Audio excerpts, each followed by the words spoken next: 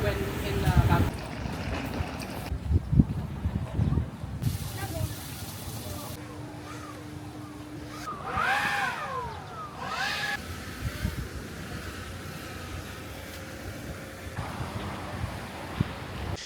So ayun, okay, KGX, at ito na yung day 2 na inaantay natin at lumipat na tayo ng hotel. Nandito na tayo sa Grand Hotramp Hotel, okay? So actually day 3, day 4 na namin ngayon, no? Pero tong day 2 is ginagawa ko ngayon. Nakalipat na ulit kami na ibang hotel. Pero syempre, gusto ko ipakita sa inyo ang nangyari ng buong day 2, okay? Yung nangyari ng buong day 2, okay, umalis kami doon sa Caraville Hotel sa District 1 ng Vietnam ng alas 8 ng umaga. Okay? Sorry, hindi alas 8, alas 9 ng umaga. Okay? So ngayon, ito yung buong team. Naghihintay tayo ng bus. So lahat kasi sagot nila eh. So bus 1, bus 2, and bus 3. Okay? So ngayon, ang target time na makapunta tayo sa Grand Hotramp Hotel, which is nandito nga tayo ngayon, ay dapat mga 12 o'clock. Okay? So ngayon, umalis kami ng eksaktong 9:06. Ayan, makikita nyo sa video, 9:06 ang alis natin. And alam nyo ba, itong Vietnam ay para ka lang nasa Pilipinas. Okay? So, alam nyo yung biyaheng San Fernando, papuntang NLEX, parang ganon, no? Tapos papuntang Zambales, papuntang Liwliwa Beach, no? Yung mga sikat na mga beach natin dyan sa Zambales and kung saan-saan pa, no? Parang ganon siya. Okay? So, ngayon, nakarating kami doon sa lunch.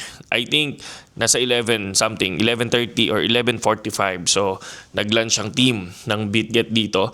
So, makikita ninyo yung puro pagkain dito kasi karaniwan seafoods, puro gulay, puro dahon, ayan. Tapos, bihira ako nakakakita ng karne. Okay? Kaya kapag nakikita mo yung mga katawan nila dito, slim, no? Slim, alam mo, tatagal yung buhay nila. So, alam mo, tatagal yung buhay nila dahil alam nyo yun, no? So, talagang healthy living, you know? Hindi katulad ng Pilipinas, eh. Grabe, di ba? Hindi tulad natin. Pagka umupo tayo, hindi pwede walang kanin, eh. Dito, yung kanin, huli sinuserve, eh. Di ba? So, ayun, after namin kumain, ito tayo. And pumunta na ulit kami sa bus and dumating kami sa hotel mismo. I think nasa 1 o'clock. I think 1 o'clock na yata. Tama, 1 o'clock, no? Tapos, ayan. Ito yung BitGet team ulit. And then, nandito kami sa reception. And then, papunta na kami sa kwarto. At gusto ko ipakita sa inyo tong kwarto. So, ito yung clip natin sa kwarto. So, ayan, di ba? Nung binuksan natin yung pinto, syempre, yung CR, ganun din naman yung CR nila, may hiwalay yung dumihan, hiwalay din yung liguan, di ba? Tapos, yung buong kwarto is super solid, ang laki, no? Napakaganda, yung TV nila may YouTube, wala lang Netflix, no? Tapos, ito yung pinaka-view nila, sobrang lupit. Nakita niyo, para ka nasa Boracay, mga kapatid. Okay? So, napakaganda, di ba?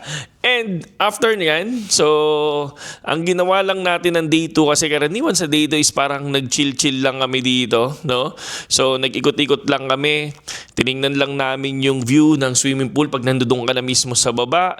So, ilan yung swimming pool dito? Ang dami. 1, 2, 3 nakikita mo dito sa taas. Pero, pagdating mo sa baba, marami siya, no? So, talagang relaxing. Kumbaga, sabi ko nga, itong hotel is nasa front beach. Kapag nandito ka talaga, is sobrang relax yung ginagawa mo. And pagdating din sa baba, pati sa dagat, makikita nyo yung dagat na yan, naka-low tide. Pero mamaya, talagang umabot din talaga siya. No? Nag-high tide talaga eh. So, umaabot siya malapit doon sa swimming pool. Parang ganyan, no? So, andyan din, meron ding gym, merong pickleball, merong golf, no? Tapos may mga amusement. Etong buong hotel na to, sobrang daming pwedeng puntahan. Hindi mo na kailangan lumabas kasi may amusement, may kainan din, tapos may tawag dito, may bar. So, parang all-in-one tong hotel na to. And pagdating sa transpo, meron silang isang booth dyan na pwede mong kausapin, tapos pwede ka magpabook na hanggang sa hotel. So, ang layo nito sa hotel ay kulang-kulang 3 hours maximum. 3 hours ang layo nito sa hotel. Kaya kapag pupunta kayo dito, so kailangan mag-book kayo ng maaga kung aalis na kayo, mag-check out kayo. And after nito, meron kaming nangyari nung gabi is parang ano lang siya, dinner, no? So, question and answer. Tapos nagkaroon lang tayo ng palaro doon. So, maghahanap ka ng sticker kasi 6 na bansa inandirito. So, Indonesia, Vietnam, Philippines, Thailand, may Myanmar ba? Nakalimutan ko Myanmar or Malaysia. So, nakalimutan ko yung iba. No, sorry for that. And then, after nyan, kainan, sobrang daming pagkain. Ganun din, halos wala kang makikitang karne ng baboy. No? So, rare. Rare siya sa lahat ng pinuntahan namin.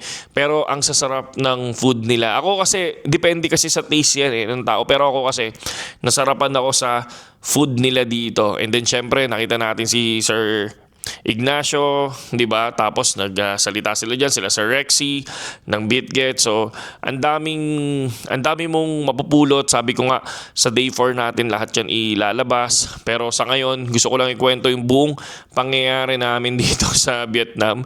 So, sobrang lodi, no? Sobrang lodi ng hotel, napakaganda. So, super sulit yung biyahe, super sulit yung flight at ayun. Maraming salamat sa panonood nyo at hintayin nyo yung day 3 kasi lumaban tayo ng trading competition at doon yung malalaman kung nanalo ba ako sa trading competition. Okay? So, yun lang AJX at saludo sa inyong lahat.